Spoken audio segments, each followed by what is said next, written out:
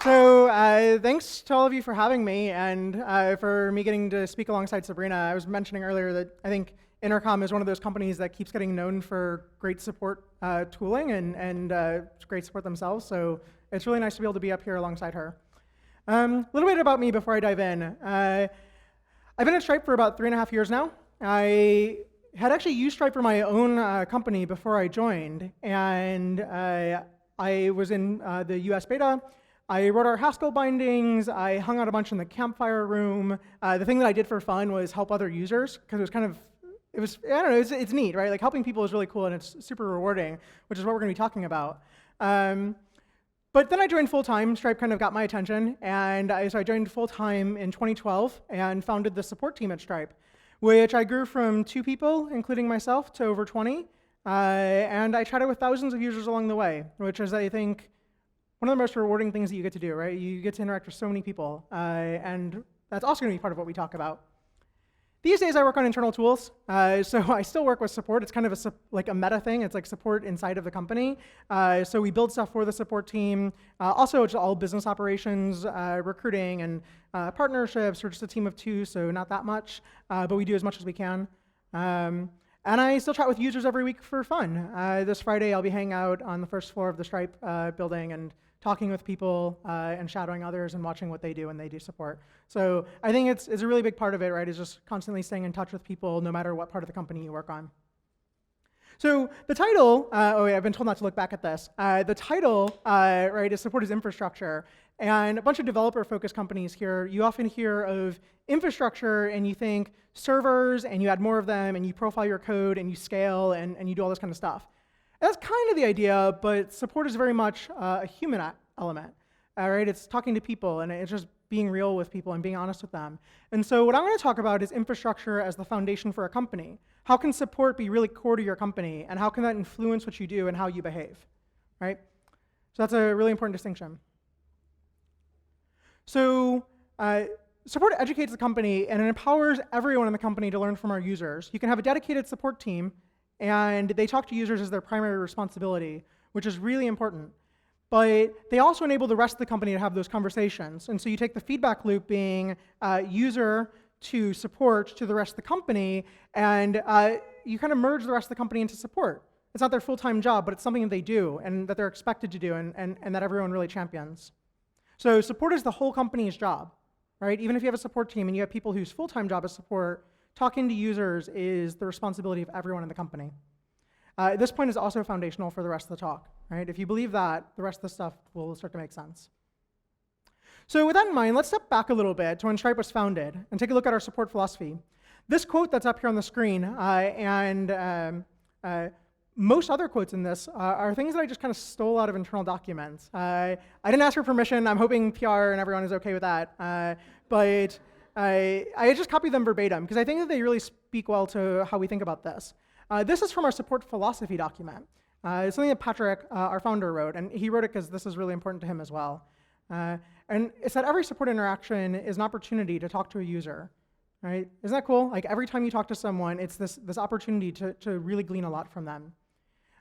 And this opportunity is something upon which we base a lot of our product decisions and the way that we think about learning from users, right? Every interaction is an opportunity for us to hear what people need, what we're not doing well enough at, what we are doing well at, and what we should keep doing. So someone's business depends on us, and they're taking the time to talk with us, and so we want to capture that opportunity and learn from it. So also from our internal documents, right, you have an opportunity. It really matters what you do with those opportunities.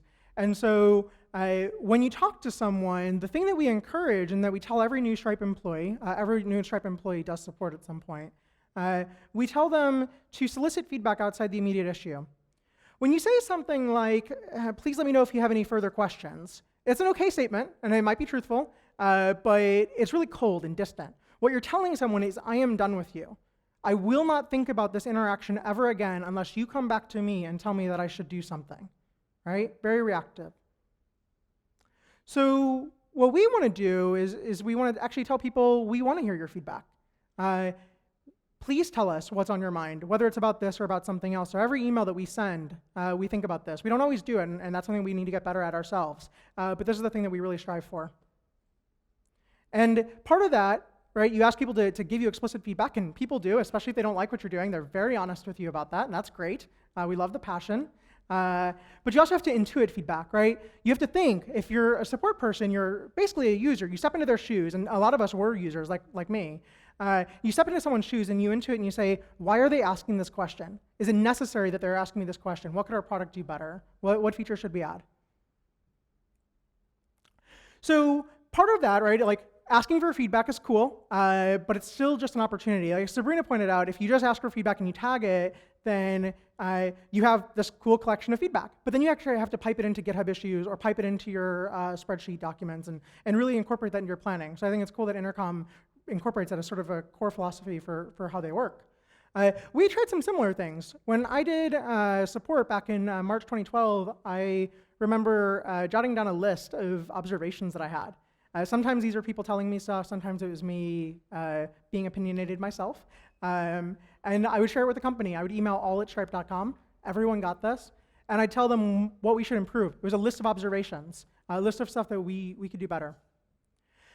And that was really popular. In fact, it was so popular that on the weeks that I forgot to do it, because as some of you, especially with fast-growing companies will know, it gets busy, so I'd forget to do it, people from other teams would come to me and say, what's going on? Where's my email? Right? They were looking forward to this, which to me was such validation. Like, I'm emailing the whole company, and that's kind of scary, even when the company's only 20 people, and especially when it's bigger. But people want to hear that stuff, right? Like, this is really core to everyone in the company. What are our users saying? How can we learn from them? And so we started doing it more regularly, but that didn't scale. Just writing down Michael's list of opinions, it turns out it doesn't work when you get bigger. Though I have lots of them, I can keep coming up with these emails. So we tried to aggregate this from everyone in the company, right? Anyone that did support, we'd ask them to write down their observations. And then someone's job would be to compile the email. And then, and this is the part that I think is really cool, we summarized it. And we said, okay, we now have this long list of thoughts. It's overwhelming. We send it on a Monday or something like that, and like you've got a lot of stuff to think about if you're working on the product. But it could be too much stuff to think about, right? Like, again, as Sabrina said, which is really cool that there's a lot of overlap here. As Sabrina said, you don't want to necessarily do everything. You want to do the ones that are really impactful. So support started to narrate this document, right? Instead of piping in observations verbatim, just being a pass-through, which doesn't seem, like, it's interesting, but like it can be better. We applied our belief on what it should be. So some things were what people told us. They want to auto-decline on CVC failures, which complex payment stuff, happy to talk about it later. Or we would intuit and we'd say, okay, people are coming to us and asking what's the new stuff in our API. Well, what they're really saying is, hey, why aren't you pushing updates to me about our API? So support said, well, why don't we just make a developer mailing list, right? What's cool about this list, I think I sent this out in August 2012. We went on to complete 4 of the 5 things that are on this list, right? So this feeds directly into our product. This is how we work. This is our feedback loop. This document grew over time, and I'm going to talk a little bit more about how scale and how things break down over time. But it grew over time to involve metrics, right? I kid you not, we didn't have metrics on support, and so I actually wrote X3 on some of these, which is me being like, it comes out like about 3 times as much as other things in the document. And people actually found this useful. They said, like, we want real metrics at some point, but like support's intuition is pretty on point usually, right? So you have to have a lot of trust in that team, and you have to really kind of value their input and make sure that's core. And we'll talk about how you make sure that stays core in a minute. So the second idea, this is what you have to do in parallel, is you want to have the support team, the dedicated people whose full-time job is talking to users, empower the rest of the company to do this too, right? That's why I said support is everyone's job. Right, the whole company owns this. If your users don't exist, the company doesn't exist. So everyone has to own this and take it seriously. But it can be scary. Imagine joining a company, Stripe's now 250 people. Imagine joining us even when we were, say, 50, right? You now have 50 new friends internally, and then we ask you to go talk to a user. And you don't even know the breadth of things that the user can ask for. You might not know the answers. Maybe you don't feel comfortable in your writing or in the tone or whatever else. It's super scary. So support's there to support you. We're there to sort of make you feel comfortable in that process of talking to users, and we do it in 2 ways. The first is by reminding you that a user is they're just like a friend, right? Like, there's someone that's using your tool, and so when you think, how should I say this to them, you ask yourself, how would I say that if my best friend were sitting across from me and asked me that question, right? You don't use Weasley phrases with them. You don't beat around the bush. You don't try and like make up answers. You don't send them like weird canned responses, or like you don't send them surveys. Like no one sends their friends surveys. So you just, I don't, not speaking for everyone. So you want to just talk to users like you would a person. That's all they are. And you want to be upfront with them and be honest with them and hold that to a really high standard. And if you gut check, right, if you ask yourself, and we do this in support too, man, would I ever say that to a friend and the answer is no, then you don't say it. Like, rewrite that sentence. And it's okay to rewrite it. That's fine, right? Sometimes you have to write a bad thing to write a good thing. So first is you just make it not scary, right? These are people. You can talk to people. You did it during your interviews. You did it before Stripe. Like, you can do it again. We believe in you. And that we believe in you is the second part of it, right? It's just the confidence. What you do with support is you build confidence in everyone else that it's okay to talk to your users. And so if they say, I'm not sure how to say it, you say, well, I'll read your draft. We do a lot of collaborative writing at Stripe. We use a tool called HackPad that lets us do this really easily. So we all like kind of write documents together. We share it. I've learned how to write way better because of this, right? I still do it. I rarely send a complex email without having at least one other person adding their words to it. So it's really important. We help each other, right? That's part of the company internally. We also encourage people to get involved in areas where we think they'll be successful. So we bring certain developers into IRC if we know that's their mode of communication. Or we CC them into Twitter conversations, which is fun sometimes. We don't always tell them in advance. So we're just like, oh, at Michael Villar, he built the iOS app. He'll know how to handle this. And he's like, what am I doing? And we help him, right? We CC them on emails too, or we'll ask them to respond to a thread directly. So often when we file GitHub issues and we link to the ticket, which I kind of hate that word, but it's good and descriptive, you link them to the ticket. We say, hey, when you fix this bug, can you reply directly? Thank you. Right? You follow through. You fix something for someone, and then you go talk to them about it. You make sure that you actually did it. So it's ownership. Right? But support never kind of throws them out there. We're not mean. We're helpful. But it's really important that you hold a high standard internally. So this has cool effects, right? When you give people the confidence to talk to users and to treat them like people and to remember that that's all they are, then you want to do that all over the place, right? Like, why wouldn't you want to hear what people think? So if you saw Krithika's talk a couple weeks ago, I don't know how many people saw that, but she's our head of marketing, and she talked about how you build marketing as a development process. Really cool talk. It'll be on the website. You should watch it. She described this idea where when you're writing code, there's a 4-step process. It's write code, iterate, get feedback, and then ship it. And you kind of do this middle part over and over again. And what she suggested was that for marketing, you kind of slide that code box up and you add a marketing box as well. And you say, you develop your marketing at the same time you start writing code, and it goes along with you throughout the process. Okay? Support sits on both ends of that process, right? Just before and just at the end of it. And what support does when you incorporate this into your company and you make it a really important part of it is, well, first, support tells you what to build, right? Like, this is what our users are asking for. This is what we should do better. You have your own vision of it, but like most things that you build should probably solve a problem for a user, or you should have a really, really damn good reason for doing it. And that's okay. Like, sometimes we do crazy stuff that we think is just going to work, but often you should kind of map it back to how it's going to affect your user, right? Have a really clear vision of that at all times throughout the process, right? So it's at the beginning. But then it also comes in toward the end. So when we ship a product, that's not the end of it. You launch a product publicly, and that's your opportunity to hear what people think. Like, this is so exciting, right? Like, you built something, you've been working internally, we all like tell each other it's great or it's not, like we're super harsh internally. We make sure that we think it's good, but then we give it to the world and we're like, what do they think, right? And so on the blog post, what you'll find at the bottom of this, the screen is it says, if you've got any feedback, let us know. And that link, let us know, does not link to the support site. It does not link to support@stripe.com. It links to an email address specific to the developer that launched this product. This is really important, right? They hear directly from people. We make sure it goes to their inbox. This is like, they gotta feel comfortable with this, okay? And we make sure they feel comfortable. Support teams up with them. Like, it's kind of unfair because like that's one person, and support is this like whole geographically distributed team. Like, over time it gets more complex, and you have like ways of managing your support load. So we don't throw them to the wolves and we're like, good luck, we hope you keep up with all of our users. We share the inbox with them, so we make sure that we can jump in, but we expect that they're reading a lot of these emails themselves and they're responding to some of them, and we're helping them with that. That tells them what they should build over the next couple weeks too, right? You don't ship a product and leave it. Like, who does that? Like, you ship a product and you stay with it and you listen to what people think, and then you make it better. Hopefully a lot of the making it better happened before that, but Doesn't always happen, right? Like, happens to the best of us. The other thing it allows, right, so we do these weekly summary emails, or we used to. We don't do them as much anymore, and I'd love to fix that. But we used to send these out, and it kind of breaks down with scale. Like, there's only so much you can cover, and when your support team gets really big and you have tons of users and people are writing in all the time, like, it's overwhelming if you get a list of opinions, right? You're like, yes, I know I should fix that, or like, God, I don't have time for that one. So what we want to do then is get better at focusing. So this was cool, like, 'cause the product didn't even tell us they were doing this. It was just sort of their own volition. I love that. That's exactly what should happen. They decided we should interview customers. We're going to work on subscriptions next quarter. How do we know what to do?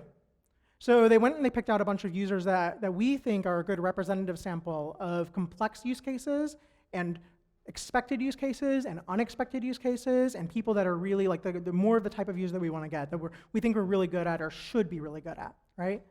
And they went and talked to them directly. They interviewed them. That's like when we used to ask people, hey, let me know if you want anything else. Well, we went to them this time. And we said, hey, we want to know what's on your mind. How do you use us? What do you think should be better? What do you want to see more of? And so this turns out to be really important. Kind of like before, I'm repeating the theme. You listen to what the person has to say. You really, really listen closely, and then you intuit some of your own feedback, and you say, okay, well, what they're really getting at is this, right? They don't want to see us having options to hide things on the dashboard. They want to see better permissions because they trust us and they want more of their company to come use us and depend on us, right? So product gets to hear this directly from users, and then that's their plan for the next quarter. I think that's really cool. The goal, I stole this one from an internal document too, but I actually asked for permission first, was to help us understand our users better, to build relationships with them, and to ultimately build better products for them. I'm really proud to see that was written by someone on our product team, right? Like, that's so important and so critical. And that's the kind of thing that happens if the support team empowers the company to talk to your users directly and to feel comfortable with that notion.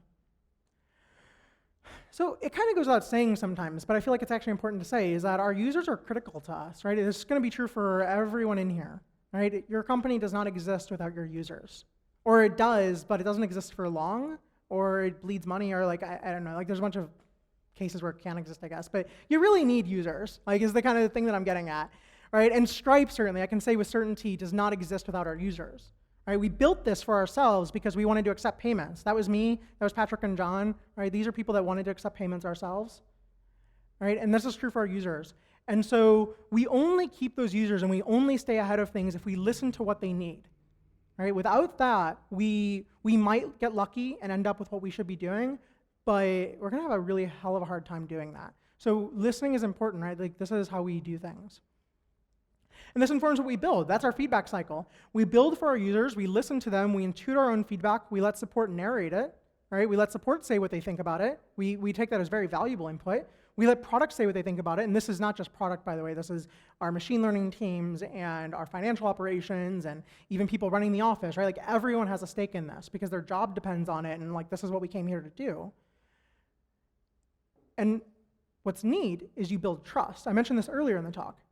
You build trust, first of all, with your users, because if you listen to them, you establish this long-standing rapport that when you ask them for feedback, you really mean it. You want to hear what they have to say, and you're going to go change it. Like those 5 things that I mentioned before, how we did 4 of them, right? Like, those are all things from our users, and we went and did them. And so they know they can come to us with things, and they can tell us feedback, and they're going to invest the time to do it because we will invest the time to follow through as best as we can, right? We can't do everything, but we're going to do as much as we can. The second thing is it builds trust and understanding between, and this is important at scale when not everyone knows everyone else, between support and product and the rest of the company and your users, right? Many parties there. But if you collapse Stripe or whatever company you're talking about, and you collapse support and all these other teams into one kind of cohesive unit, the company, that's what the user knows, then that means that there's kind of immediate trust between the user and anyone internally, which means that there's implicitly trust in the opposite direction, which means that when someone's building a new product or they're building something on financial operations and they're going to add like a new banking thing or like all kinds of cool stuff that we can do internally, they're thinking about what the impact is to the user. If you think of users as your friends and you know them and you talk to them and that's important to you, then you don't do something that's going to piss them off, right? Like, that's really important. That's just natural, human instinct.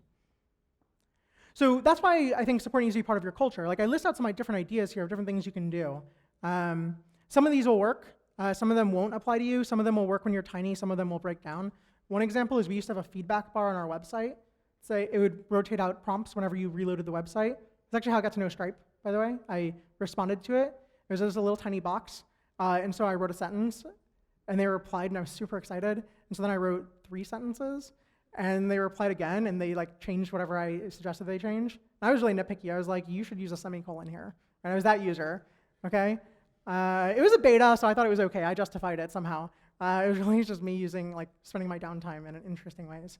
But then I wrote a paragraph, and then I wrote 2 paragraphs, and then they pinged me, and they were like, hey, this is super cool. Do you want to just email us?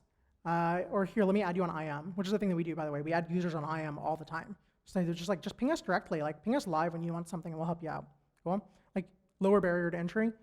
So we brought the feedback bar back recently. I actually built this feature onto the website. I added it, I guess it was maybe 5 months ago, and it didn't work quite the same way. We didn't add any validation on it, and people started writing in support questions through it, and I was like, damn it, I introduced another support channel.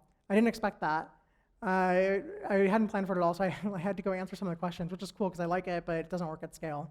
And then gibberish, robots go onto the website now because we're that size where robots end up on our website and fill out this form with gibberish. And so we were just getting gibberish in my inbox. I'm getting spammed by the thing that I built. So we had to change it, right? We had to tweak it and make it high signal. So not everything that you do when you're little or not everything that we did will work for you. But the idea here is you're constantly experimenting and you treat your user as really important and you figure out how can I change things and what can I do to make sure that I'm constantly hearing the latest and highest signal feedback from them. How do I make sure I'm not losing touch? So what I'd encourage, if you're gonna take one thing away here, right? It's that you have support as this idea that's core to your company that helps educate the rest of the company and helps empower the rest of the company to take part in it so they can get educated directly. And you do whatever you can. You experiment with as much as you can to listen to people and to get that feedback, and then to actually use the feedback to guide what you do next. And with a special thank you to HeavyBit for hosting and Courtney from Stripe for working with me on this, and all of you for listening. That's all I have.